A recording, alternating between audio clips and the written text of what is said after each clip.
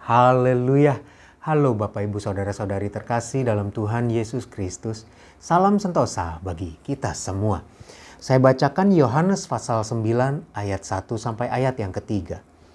Waktu Yesus sedang lewat, ia melihat seorang yang buta sejak lahirnya. Murid-muridnya bertanya kepadanya, "Rabi, siapakah yang berbuat dosa? Orang ini sendiri atau orang tuanya? Sehingga ia dilahirkan buta." Jawab Yesus, "Bukan dia dan bukan juga orang tuanya, tetapi karena pekerjaan-pekerjaan Allah harus dinyatakan di dalam dia." Bapak, Ibu, Saudara-saudari, waktu murid-murid Yesus melihat ada seorang yang buta, waktu mereka berjalan bersama Yesus, mereka tertarik dan bertanya kepada Tuhan Yesus tentang siapa yang berbuat dosa, dia atau orang tuanya. Karena memang pola pikir ini terbentuk karena ada ayat yang berkata di dalam Ulangan 28 bahwa orang yang taat kepada Tuhan tidak berbuat dosa, orang itu pasti diberkati. Tapi orang yang tidak taat kepada Tuhan, melanggar firman Tuhan, orang itu pasti menerima kutuk. Dan diantaranya kutuk itu adalah sakit penyakit. Kan tetapi di sini Tuhan Yesus berkata bahwa, loh, itu bukan dosa dia, itu juga bukan dosa orang tuanya. Tapi memang karena ada pekerjaan-pekerjaan Allah yang harus dinyatakan di dalam dia. Pelajaran apa yang bisa kita ambil melalui peristiwa ini Bapak Ibu Saudara-saudari? Jangan kita menghakimi.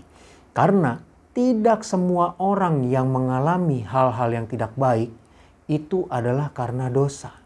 Tetapi rupa-rupanya ada satu klausul atau ada satu hal yang lain bahwa orang bisa jadi mengalami sesuatu yang tidak baik karena memang pekerjaan Allah yang luar biasa harus dinyatakan di dalam dia.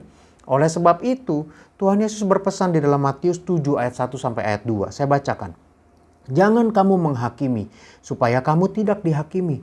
Karena dengan penghakiman yang kamu pakai untuk menghakimi, kamu akan dihakimi dan ukuran yang kamu pakai untuk mengukur akan diukurkan kepadamu." Nah, itulah sebabnya kalau kita melihat ada orang mengalami sesuatu, jangan langsung kita hakimi, wah karena dia bikin dosa nih, wah karena dia begini, karena begitu.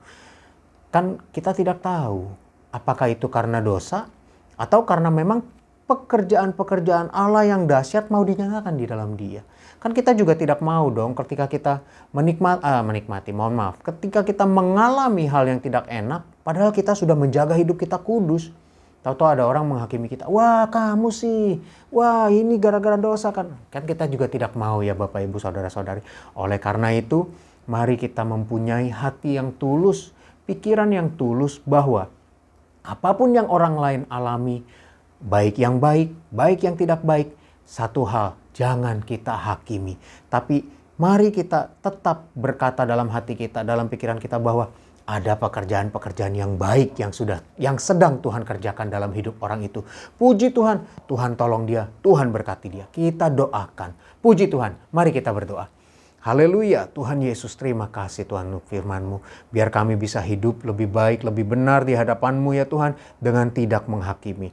Apapun yang orang lain alami, biar kami turut mendoakan. Kami turut Tuhan berkata bahwa ada pekerjaan-pekerjaan Allah yang baik yang sedang dinyatakan dalam hidup mereka.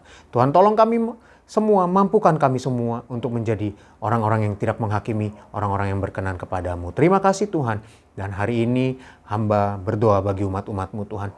Mereka akan melaksanakan, menjalankan segala aktivitas mereka. Baik yang bekerja profesional, berwirausaha, yang sekolah, kuliah, belajar, mengerjakan pekerjaan rumah tangga. Apapun Tuhan yang mereka tekuni usahakan, Tuhan berkati. Tuhan beri hikmat, Tuhan urapi, Tuhan berikan kemampuan. Apapun yang mereka hasilkan baik barang maupun jasa, semuanya berkualitas baik dan memuliakan nama-Mu. Bersama-Mu Tuhan, Kau akan membuat mereka berhasil. Nama Tuhan saja yang puja-puji besarkan, dimuliakan. Dalam menjalankan semuanya, Tuhan juga jaga lindungi, berkati, berikan pertahanan tubuh yang kuat, berikan kesehatan, kekuatan. Jauhkan dari segala sakit, penyakit, mara bahaya, virus, bakteri. Jauhkan juga dari orang-orang yang ingin berniat jahat, orang-orang yang ingin mengambil keuntungan-keuntungan pribadi. Tuhan berkati umat-umat-Mu, berkati mereka semua. Dalam nama Tuhan Yesus Kristus. Haleluya. Amin. Kasih karunia dari Tuhan Yesus Kristus menyertai kita semua. Amin.